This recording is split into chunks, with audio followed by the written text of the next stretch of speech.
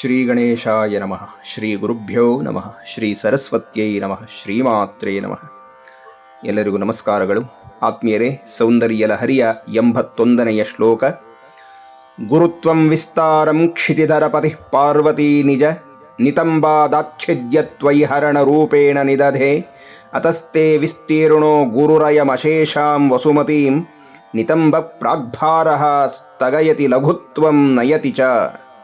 ಹೇ ಪಾರ್ವತಿಯೇ, ಹಿಮವಂತನು ಭಾರವೂ ವಿಶಾಲತೆಯೂ ಆದ ತನ್ನ ಪರ್ವತದ ಶಿಖರದ ತಪ್ಪಲನ್ನು ಹೊರತೆಗೆದು ನಿನಗೆ ಬಳುವಳಿಯ ರೂಪದಲ್ಲಿ ಕೊಟ್ಟಿರುವನಮ್ಮ. ಆದ್ದರಿಂದ ನಿನ್ನ ಆ ಅತಿಶಯವಾದ ನಿತಂಬ ಪ್ರದೇಶವು ಭಾರವೂ ವಿಶಾಲವೂ ಆಗಿದ್ದು ಇಡೀ ಭೂಭಾಗವನ್ನೆಲ್ಲ ಆವರಿಸಿದೆಯಮ್ಮ ಮತ್ತು ಭೂಮಿಯನ್ನು ಹಗುರವಾಗಿ ಮಾಡಿದೆ ಅಂತ ಹೇಳಿ ಈ ಶ್ಲೋಕದಲ್ಲಿ ಶ್ರೀ ಶ್ರೀ ಶಂಕರ ಭಗವತ್ಪಾದರು ಹೇಳಿದ್ದಾರೆ. ಆತ್ಮೀಯರೇ, ಪಾರ್ವತೀ ಕಲ್ಯಾಣದ ಸಂದರ್ಭದಲ್ಲಿ ಈ ಪರ್ವತಗಳಿಗೆಲ್ಲ ಚಕ್ರವರ್ತಿ ಅನಿಸಿದಂಥ ಹಿಮವಂತ ಅಮ್ಮನವರಿಗೆ ಬಹಳ ವಿಶೇಷವಾದ ಬಳುವಳಿಯನ್ನು ಕೊಟ್ಟನಂತೆ. ವಾಸ್ತವವಾಗಿ ಪೂರ್ವಕಾಲದಲ್ಲಿ ಮದುವೆಯ ಹುಡುಗಿಗೆ ಹೆತ್ತ ತಂದೆ ತಾಯಿಗಳೂ ಸಹ ಬಳುವಳಿಯನ್ನು ಕೊಟ್ಟು ಕಳಿಸ್ತಾ ಇದ್ದರು. ಹಾಗೆಯೇ ಅತ್ತೆ ಮಾವ ಅವರೂ ಸಹ ತಮ್ಮ ಸೊಸೆಗೆ ಬೇಕಾದಷ್ಟು ಬಳುವಳಿಗಳನ್ನು ಕೊಡ್ತಾ ಇದ್ದರು ಅಂತ. ಅದಕ್ಕೆ ಈ ಶಾಸ್ತ್ರದಲ್ಲಿ ಒಂದು ಮಾತಿದೆ, ತವರು ಮನೆಯಿಂದ ಕೊಡಬಹುದಾದಂಥ ಬಳುವಳಿಗೆ ಅದ್ಯಗ್ನಿ ಅಂತ ಹೇಳಿ ಕರೀತಾರೆ. ಹಾಗೆ ಅತ್ತೆ ಮನೆ ಕಡೆಯಿಂದ ಕೊಡಬಹುದಾದ ಬಳುವಳಿಗೆ ಅಧ್ಯಾವಹನಿಕಾ ಅಂತ ಹೇಳಿ ಕರೀತಾರೆ. ಹೀಗಾಗಿ ಹಿಮವಂತ ತನ್ನ ಪ್ರೀತಿಯ ಮಗಳಾದಂಥ ಪಾರ್ವತೀ ದೇವಿಗೆ ಈ ಎರಡೂ ಕಡೆಯ ಬಳುವಳಿಯನ್ನು ತಾನೇ ಕೊಟ್ಟಿದ್ದಾನೆ. ಯಾಕೆ ಅಂದರೆ ಅವನು ಕ್ಷಿತಿಧರಪತಿ, ಇಡೀ ಭೂಮಂಡಲದ ಪರ್ವತಗಳಿಗೆ ಚಕ್ರವರ್ತಿಯಾಗಿದ್ದಾನೆ ಅಂತ.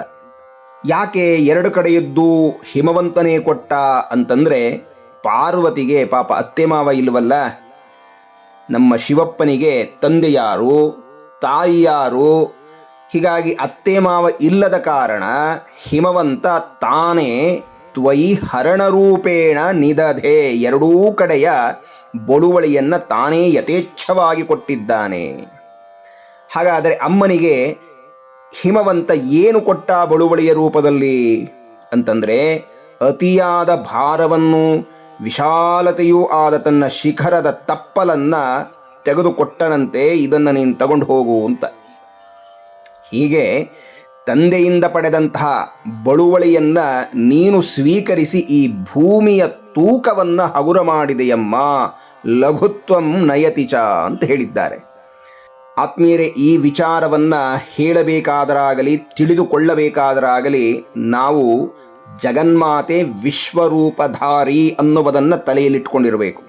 ಏಕೆಂದರೆ ಪರ್ವತರಾಜ ಅವನ ಆ ಪರ್ವತದ ತಪ್ಪಲನ್ನು ಕೊಟ್ಟ ಅಂತಂದ್ರೆ ಅರ್ಥ ಅವಳು ವಿಶ್ವರೂಪಧರಳಾಗಿದ್ದಾಳೆ, ವಿಶ್ವವೇ ಅವಳ ಆಕಾರವಾಗಿದೆ ಅನ್ನುವ ಎತ್ತರದ ಚಿಂತನೆಯನ್ನು ನಾವು ಮಾಡಬೇಕಾಗತ್ತೆ.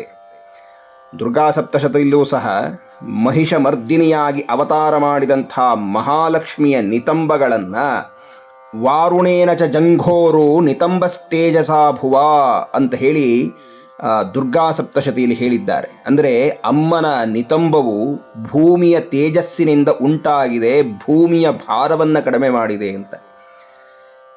ಅಂದರೆ ಇದು ಸ್ಥಿರವಾಗಿ ಕೂರಲಿಕ್ಕಾಗಲಿ ನಿಲ್ಲಲಿಕ್ಕಾಗಿ ಆಧಾರವಾಗಿರುವಂಥ ಪ್ರದೇಶ. ಅಂತಹ ಅಮ್ಮನ ನಿತಂಬಗಳು ಭೂಭಾಗವಾಗಿದೆ ಅನ್ನುವುದನ್ನು ಅಲ್ಲಿ ಹೇಳ್ತಾ ಇದ್ದಾರೆ. ಇಂತಹ ಜಗನ್ಮಾತೆಯ ಪಾದಾರವಿಂದಗಳಿಗೂ ಶಂಕರ ಭಗವತ್ಪಾದರ ಪಾದಾರವಿಂದಗಳಿಗೂ ಶರಸಾಷ್ಟಾಂಗ ಪ್ರಣಾಮಗಳನ್ನು ಸಲ್ಲಿಸ್ತಾ ಮುಂದಿನ ಉಪನ್ಯಾಸದಲ್ಲಿ ಮುಂದಿನ ಶ್ಲೋಕ ಚಿಂತನೆಯನ್ನು ನಡೆಸೋಣ. ಎಲ್ಲರಿಗೂ ವಂದನೆಗಳು. ನಮಸ್ಕಾರ.